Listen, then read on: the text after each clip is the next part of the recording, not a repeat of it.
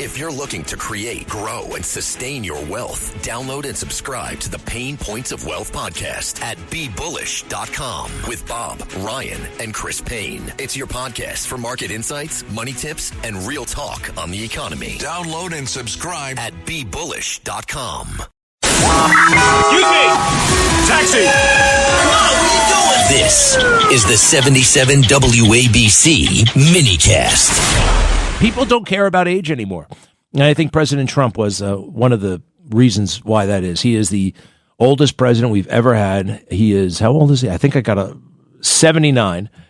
I just don't see him as an old person. Do you? Now, granted, the yellow hair helps, but it's interesting that nobody ever comments on the color of his hair. It's always the style of his hair.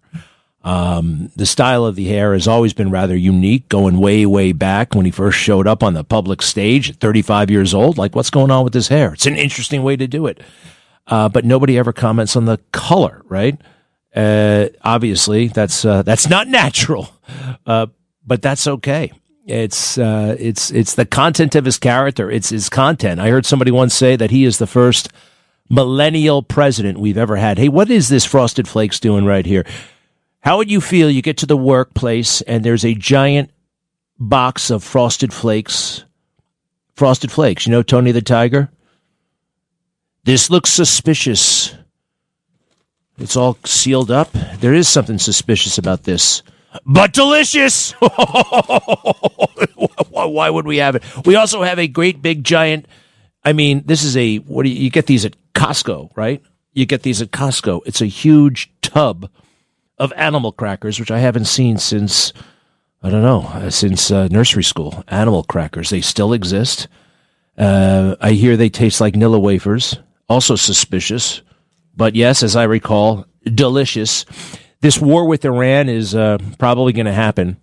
And a couple of things that we got going in our favor. A lot of things going in our favor. I'd rather there not be a war. They have all these rickety, their conventional military is very rickety and weak. And I know that because half of the stuff they have, we gave them. All the way back in the 1970s, we gave them F-14 Tomcats. We gave them a couple of M60 tanks, I think. The one before the M1. All of this stuff is like 45, 50 years old, and it's falling apart. F-14 Tomcats. We haven't flown those in America in 20 years. It's ancient, really, ancient technology, and they're keeping it together with rubber bands because of all the sanctions and all the embargoes.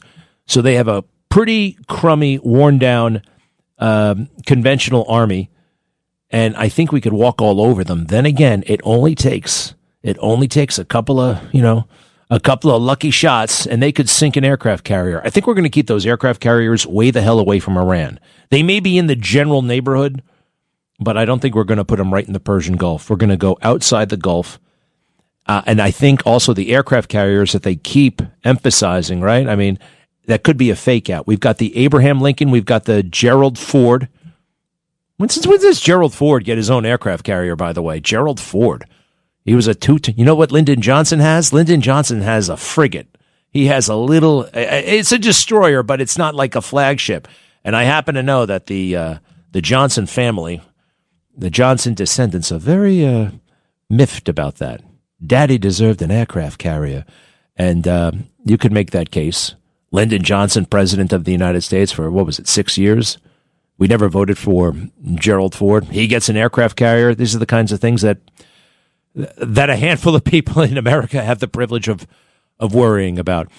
The only reason we would go to war is to prevent them from getting that nuclear bomb, deterring other countries from getting a nuclear bomb, and protecting the world and Israel from terrorism. Look, it's not just the world and Israel. Israel's a pretty significant component of all this stuff. Now, as a fringe benefit of going to war, we might get a new regime, and I'm not all about regime change. All we got to do is pound their nuclear into oblivion again, and I guess we can't put boots on the ground. No one's talking about that. Then again, you can't do things from an airplane that you can do on the ground. A lot of times, people who haven't served in combat And there are a couple of guys there in the Trump administration who haven't served in combat. And they think that, well, you can do anything with an airstrike. You can do a lot with an airstrike. But to really affect change on the ground, you got to send in 100,000 guys. You got to send in a lot of people. So I don't know. And quite frankly, I don't want to know. I don't want to be dissecting this plan ahead of time. I hope it doesn't happen. If we have to do it, I hope they do it right. We certainly have done it wrong before. Just about every time we've committed to a large-scale war, we have screwed it up in some way, shape, or form. But if this actually happens, one of the things that I like about the potential is we could liberate women and girls. This is not the reason to go to war. You don't go to war because of human rights issues in another country. It's just, I hate it. I hate that they're abusing women and children. They do. But do you go to war for that? The answer is pretty much no.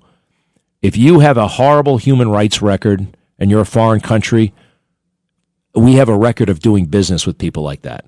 We do it to this day. Saudi Arabia, for instance. Saudi Arabia, the women are not treated so hot there. And they have public beheadings, and you say something out of line about Allah or something like that, you could be in huge trouble. But they're reasonable as far as their foreign policy, and they're nice to us. So we can deal with that. What's another country where they have really bad human rights violations? Well, half the countries in the Middle East. Egypt. We have a pretty decent relationship with Egypt now. And they're always pulverizing their own citizens. They don't do it like America does. Listen to this little report. If you want to find out what's really happening, by the way, to the populations of these foreign countries, you can't go to American media.